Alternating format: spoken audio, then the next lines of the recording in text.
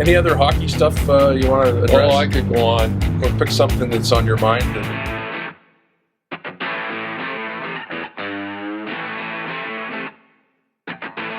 And I wanted to ask you about the big story that was in the news recently, which was Auston Matthews going in lollygagging. You said on your podcast, like he's going to a barbecue.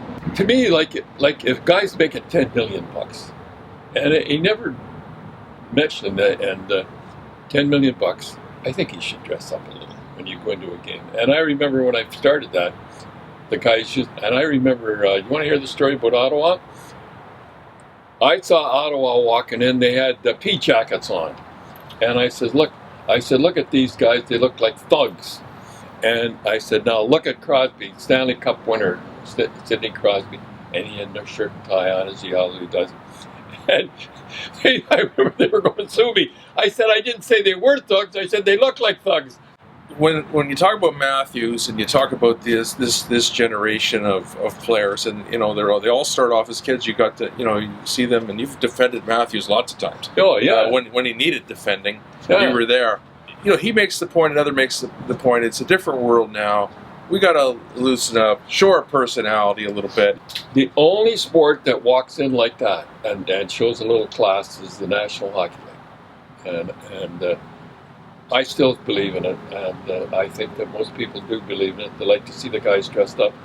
I mean, everybody dresses like, as if you're going to a barbecue, and nice to see the players dressed up. They earned $10 million, they should dress like $10 million. There's no argument here. We tried our best here today. Yeah, I got my shirt and tie on. Everywhere I go, and I know everywhere you go, people say, hey, Grapes, we missed you on Saturday night. It was funny. It's funny that truck drivers, big tough truck drivers, and you don't get bigger construction guys. I was telling my son Tim today, I was just over there get my flu shot, and a guy come out, and when I say, well, thank you very much, you don't know what to say, and we miss you and all that. And big tough truck drivers get all choked up. So it was time to go, I guess, and I'm enjoying life. I really enjoy the podcast. I do.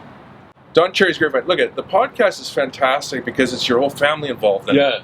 I can't wait to listen to it.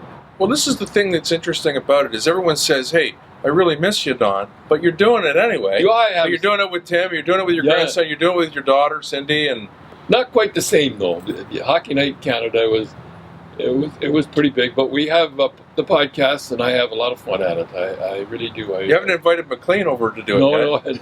No. Ron and I don't have any problem with him. He did what he did. I guess that's the way he is. I don't have a problem with him.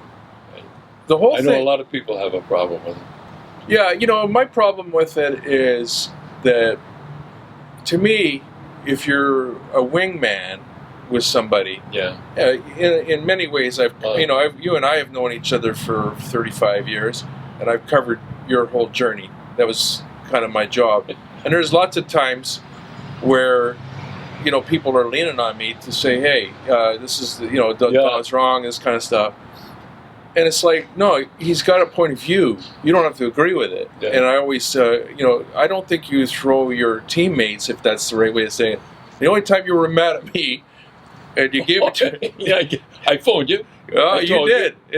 It ruined my day. But we got the police. Yeah, it was after the G20 2010, and you were stuck in a bar, and I don't know. You were stuck there, and it was raining, eh?